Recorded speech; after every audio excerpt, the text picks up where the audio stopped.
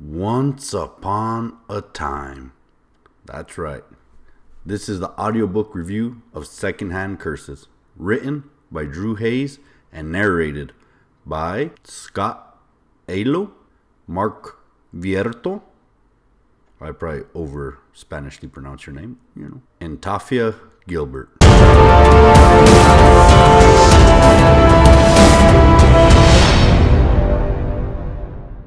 Drotalks, where we talk about audiobook reviews. This is the audiobook review for Secondhand Curses, written by Drew Hayes and all those people I struggled to mention at the beginning of the video. Quick synopsis for those of you less patient out there. I recommend this book. 2 thumbs up. I'm a little biased because Drew Hayes is quickly becoming one of my favorite authors. So look forward to seeing more of his audiobook reviews here. I've read and written his books, and he's up and coming. Look forward to all he has to offer from years to come, including this one. So quick synopsis. This is fairy books done entertainingly right. It's a book with 10 tales, and again, thumbs up, go get it. Let's get to it. So let's start with story. Drew Hayes. He creates worlds like very few people can. Pretty much every one of his books takes place in a larger world. This was a very well written, well fleshed out story. It's about 9 hours long, which if you know Drew Hayes, is actually relatively short. Drew Hayes writes 2 types of stories, I would say. 30-hour stories and about 9-hour stories. And both of them are hits in their own rights. So this, again, it's 10 tales. It's following a group of 3 called the Bastards Champions, and it takes place in the Brothers Grimm area, and that time period with those stories. And it gives a new spin. And the Glorious Bastards are basically mercs for hire to undo enchantments or things of that nature. There's a lot of Easter eggs in here. I enjoyed as the story began. Which story is this? Most of them are very obvious. Some of them are not so obvious. But by the time that particular tale ends, you get a very clear vision of who's what. There's 3 main characters. I liked all of them. I really liked all of them. They're very different from each other. They have their different motives, their different drivers, and they come together very well as a team. This is definitely a team story, what Drew Hayes is very known for. He is the author of Superpowers, of the Fred, the Vampire Accountant. We're going to get to know all of those real good. And other works. And pretty much one trait they all have in common is their teams, right? They're focused on teams. And this is very along those lines. So you got the Glorious, or the Bastard Champions, excuse me. And they're mercs for hire. So, Cinderella needs an enchantment undone. She hires them. And they go through a very entertainingly process of fixing that particular problem. So in this world, right off the bat, Drew Hayes expands it. And he does it in such a way that gets you curious. You want to know more of this world. I'm already looking forward to the second book, the second part of this series. Three times is a charm or something. I don't know, something cleverly titled. I imagine. I expect no less of him. So in this book, there's a overflowing force. It's a spiritual force, and it's called the narrative. It just makes me laugh even thinking about it.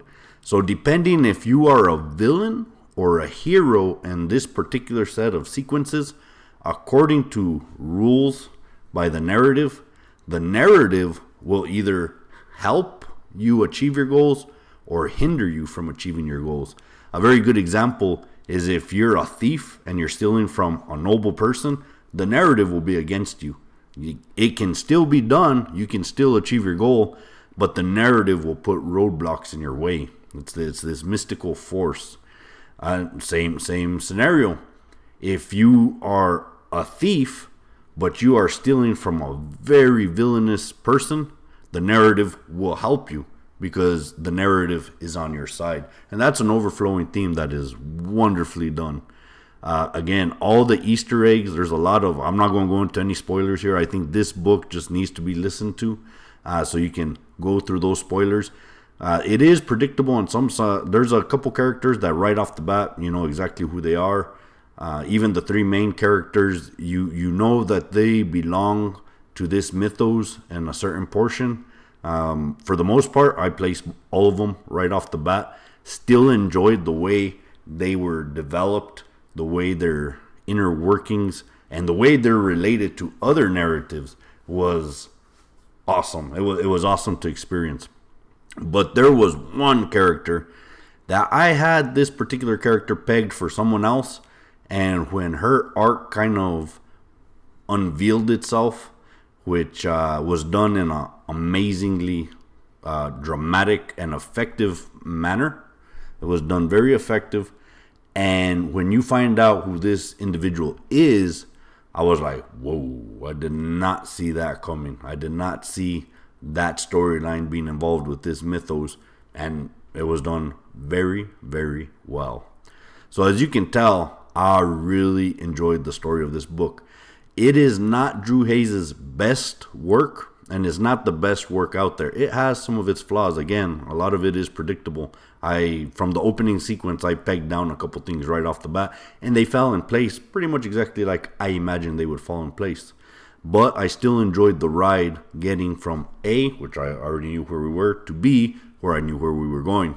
The ride was still fun. So if you can pull that off, there's items to be said there as well, that you are talented in this craft. But there are other books that really take you by surprise. So this is not quite on par. So as far as story is concerned, I know I'm not going into too many details, but I really think you need to be able to experience this as fresh as possible on your own. I would give Secondhand Curses a 4 out of 5 when it comes to story. Now let's go to narration. So there's 3 narrators, and as I talked before, when these ensemble casts have happened in other audiobooks I've listened to, I didn't like it. I was not a big fan of it. I prefer a very talented one narrator giving life to various personalities than having voice actors kind of trip over themselves. But this one, I was surprised. It was done very, very well. I really enjoyed the narration. I enjoyed the synergy between these narrators. I think it was done amazingly.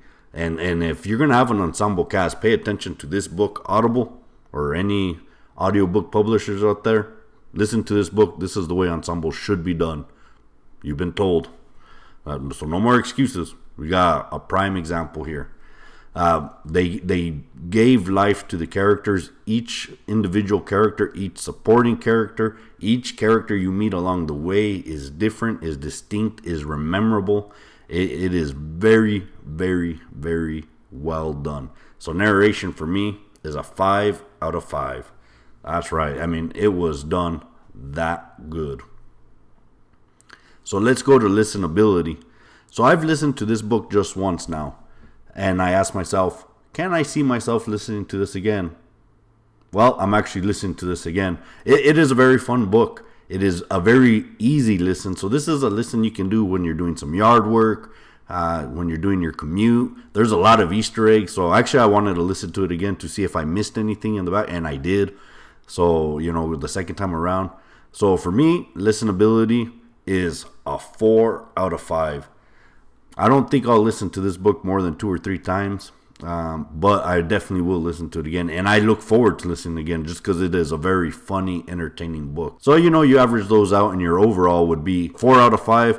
Highly recommend this book. Very amazing, very fun. I believe you can only get this in audiobook version at audible.com. If you have a membership there, their memberships, to me, I think is a very good value. I know it sells for about $25 if you just want to get the individual copy. Either way you dice it, it's worth it. It is very entertaining. You will listen to it more than once. It gives a new take on fairy tales. I really enjoyed it.